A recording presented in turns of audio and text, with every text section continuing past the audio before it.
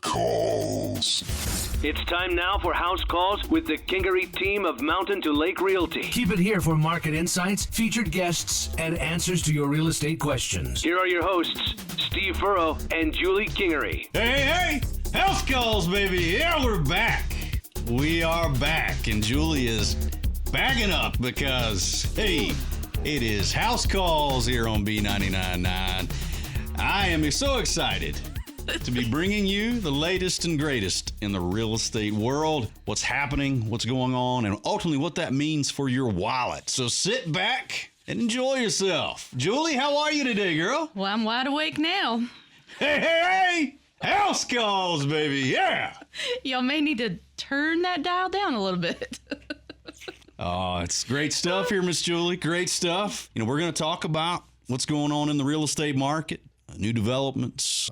Whether you're buying or selling, the Kingery team, we can help you out. Yes, we can. Well, we're going to jump in here, Julie. Maybe, are you going to the racetrack? Well, I don't know that I am or not. We have some snow still on the ground, so I'm just not sure that I'm going to make it. But I hope anybody else out there, if you'd like to go, the Martinsville Speedway, they're having a track laps for toy drive at the short track. I think that is 5 to 7 p.m. And if you bring a donation of $25 or a new unwrapped toy, you get to drive around the half-mile track. I had plans to put the top down and put a few laps in myself, but I don't it's going to be a know. little chilly. That Cadillac might need the hood up, or might need the top up. But that would be fun, floating around the track there. They are going to have Martinsville hot dogs and Christmas cookies. So it sounds like a real fun time. I just might make the trip for the hot dog. Uh-huh. There we go. Speaking of other events, went back up to Rocky Mount. We've got Coming home to a Franklin County Christmas. I think they're going to do a tree lighting around 5:30. I think that's the right time. Kick off the Christmas festivities here in Franklin County as well. Yeah, and then we got the Christmas parade the next day. Sunday afternoon, that's right. Martinsville has already had their parade, but Franklin County's is on Sunday at 3. Always a good time. Yes, Always it a is. good time. Lots of candy gets passed around. It's like Halloween all over Bring again. your buckets and bags. Shovels. Yes.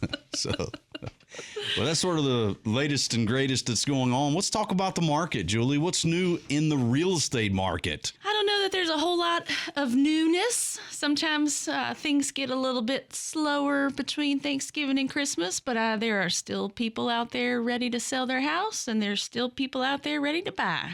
You bet. So we did click over, and we are in the month of December. So I've got some stats here for you, Miss Julie. We look at mortgage rates. Mortgage rates ticked down a little bit more here, at least this past week. Under 6.2 was what the average mortgage rate in Virginia. Looked like those folks that were locking things in, that's kind of where we were, which is a few hundredths lower than where we were the week before, but still trending in the right direction. And, That's right. And that's all positive when we're thinking about buyers in the market and for sellers too. I mean, the more affordable things are, the better it is to sell your home. When we look at homes sold, we'll take Henry County for the month of November. We were 21 homes sold, and you compare that to like a previous month, we were at 33. So maybe a little bit of a slowdown a little bit there. But again, I mean, guys, comparing month to month can be, it can get you some trouble real quickly from that standpoint. When you look at Martinsville City, 19 homes sold in Martinsville City in November. That would have been up a couple of homes from where we were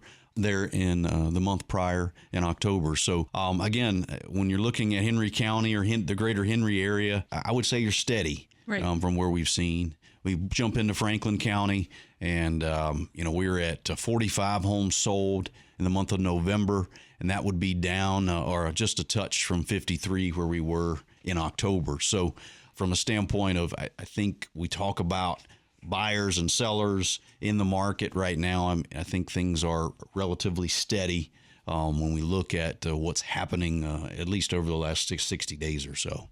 Good buyer demand. Would you agree with that? I agree. Yes, absolutely. And I think sometimes people want to wait for those interest rates to keep coming down, but I would say that a few hundredths of a point may make a little bit of a difference, but I think if you are interested in purchasing a home and you're having a life change where you need to move, it's still a good time to buy a house. Yeah, I mean, we've talked about it multiple times here, but that mortgage rate and the change, I mean, unless we're getting into some drastic, half a point, start having those kind of conversations, I really think we're not. It came down on 0.05% or something. That's pennies right. when we're figuring that out. You may be waiting a lot longer and miss out on the perfect house for you. Yeah. And so last week, Mark Redden was here and we talked a little bit about some things. I'm going to throw that out to you. 50-year mortgage. You a fan, Julie, of the 50-year mortgage? I'm a little bit 50-50 on that. I'm not sure. She's 50-50 on the 50-year mortgage, baby. I guess at first I was a little shocked and thought, oof, that is a long time. But the average person they're not going to stay in a house for even 30 years. So you think about some of the first-time home buyers, a 50-year mortgage might be their only chance to own a home right now. So they may live there for 5 years and sell it, and it may not be an issue later down the road. Or they may refinance it in a couple years if the interest rates drop and they get a 15-year mortgage to make up for that 50-year. I don't know. I'm mixed on that. What are your thoughts? Last week, these guys don't need to hear me rerun, but I do. Every time I think about the 50-year mortgage, the Eric Church song "Creeping" just comes into my, just creeping. Just creeping. And I just think about it. Takes a long time to click off those payments. Oh, yeah. I mean, and just like your building equity is so slow and all the interest. I mean, I have not ran the numbers, but I can only imagine. You would not want to look at that closing disclosure that states how much you would actually pay for that house if you kept it for the entire 50-year term. And then the amortization schedule in the loan packet. Mm-hmm. I mean, can you imagine how many pages? Oh, my gosh. That's just, I don't know. I mean, again, we talk about lots of different things, and I think everybody needs to describe, do what's best for them in their particular situation. And, if a 50-year mortgage is the only way you can make something happen, and that's truly what you want, and it's in your best interest, then I'm all for, saying, hey, let's do it. Right. But I guess you'd say the mindset of when I look at just how everything the overall impact, I'm just like, gosh, that is just a tough. I think it's not going to be something somebody should just jump right on. I think it should be you need to evaluate, you need to look into long-term, definitely sit down with your lender and talk about what the pros and cons of it are, for sure. All right. Well, Julie, we're going to let that wrap things up here for this first segment. We'll be back with the question of the week. House calls. Buying, selling, moving fast. The Kingery team delivers results with heart. We're the local family team that knows this market inside and out and treats every client like one of our own. Quick closings, strong offers, no nonsense. Whether you're upsizing, downsizing, or just ready for a change, let's make it happen. The Kingery team, selling real estate 1 yard at a time. Located uptown Rocky Mount at 195 South Main Street. Give us a call at 540-483-5566. All right. We're back, baby. House calls. Julie, this is question of the week. Are you ready? I might need a third cup of coffee, but I'm ready.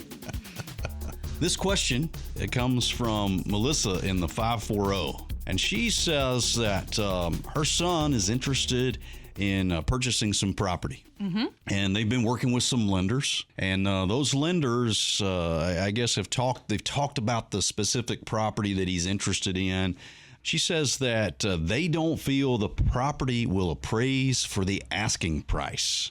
What would you suggest, or can you talk us through this whole process? Well, I think that it's probably a little bit overstepping for that lender to say they don't think it would appraise for the purchase price or higher, because that's kind of our job to help the person figure out whether what the value is. I think we could look up some comps ourselves and help this person come up with a purchase price that we felt like it would appraise for. And then ultimately, you just have to start that loan process and make sure that you make the offer contingent on the appraisal and let the appraiser tell us. I think appraisers can be all over the board sometimes. I say all over the board, but one appraiser may say it's not, but another appraiser might say it is. I think you just have to take each property individually and use us, a good realtor who can help guide you to make sure that price is what it should be. And by the way, you can reach out to us at kingeryteam.com. We'd be glad to help you with all of your real estate needs. But that being said, Julie, I sit down and, you talk about the lender piece, and I think it's important because it oftentimes happens that people associate a lender and appraiser as kind of the same. Right. And we got to be careful. Back in the day, there was a lot of problems when there wasn't a real true separation between lender and appraiser. Right now, there's a lot of things in place, regulations, certain limits, things that are preventing that any sort of relationship. I mean, I think I'm pretty sure that when a lender needs an appraiser, it's a third party. And it is done randomly. Like there's a list of folks, the appraisers that they work with, and that appraiser gets chosen from the list. But it's not like the lender gets to go in and pick. Oh, I want Joe to do this appraisal. Right. They can't do that. Right. That's and prohibited. a lot of times I don't think they even know who is next on the list. It's just their processors go through and you order the appraisal, and it's just whoever is next on board. That's right, and so I think it's important that we make sure we make that distinction, because it is oftentimes it's my lender that we're waiting on the appraisal. I mean, they think it's all a in-house deal, and I think that's a very common misconception in the real estate space, in the lending world, when we sit down and talk about how that kind of comes to be. And I think also with the lenders choosing the appraiser, well, they don't choose the appraiser, but they also have lists based on what type of loan you're obtaining. So if it's a government loan, you may have a different lender. If you're doing a conventional loan, then it could be another list of who those folks are. So. And some of them do both. Right. Some appraisers will do government loans and conventional loan. They do it all.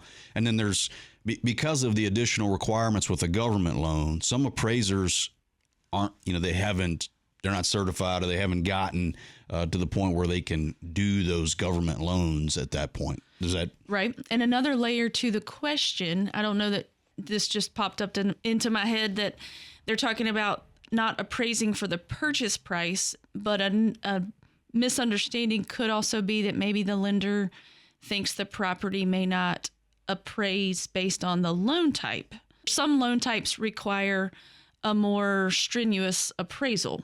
So if you're doing a government loan, houses have to be safe. They have to have certain requirements that the appraiser looks for to make sure that it will appraise for what type of loan you're obtaining. Yeah, I mean, there's a lot of layers to this question, and I think from our standpoint, ultimately, Julie, if you get into a contract, a purchase agreement to purchase a property, and it doesn't appraise, the first thing that's going to happen is it doesn't appraise. The lender is not going to approve the loan. Correct.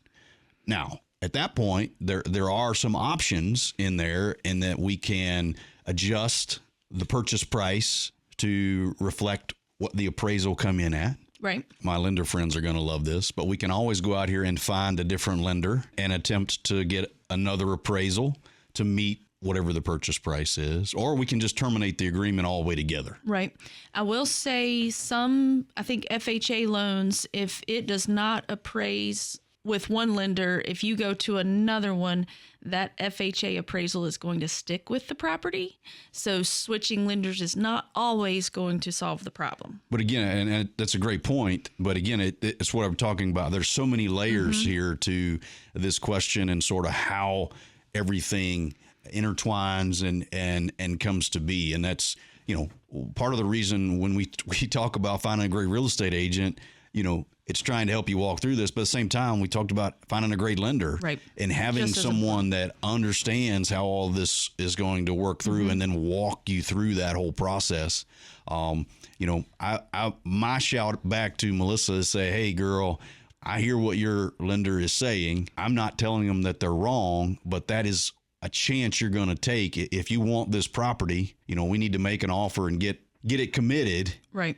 And then we walk through the appraisal process. And if it doesn't appraise, then we've got to deal with, that right. at that time. And if it doesn't appraise, did it not appraise for the purchase price, or were there conditions that had to be met for it to appraise the way it needs to be? So that it might need a handrail, or it might need an outlet cover or a light switch cover, like little things like that sometimes appraisers note that a seller might be willing to do to make it appraise for what it needs to. Yeah. And we got, you bring up a great point in a minute, that a lot of that stuff comes in when we get into government loans and things. Those specifics come up, and that's a great, I guess, a segue into just, again, these multiple layers that we run into as we move through the whole process. Right. So buying a home is not a cookie cutter process. Melissa, I will we'll be in touch and be glad to walk you through the whole process and come up with what we think is the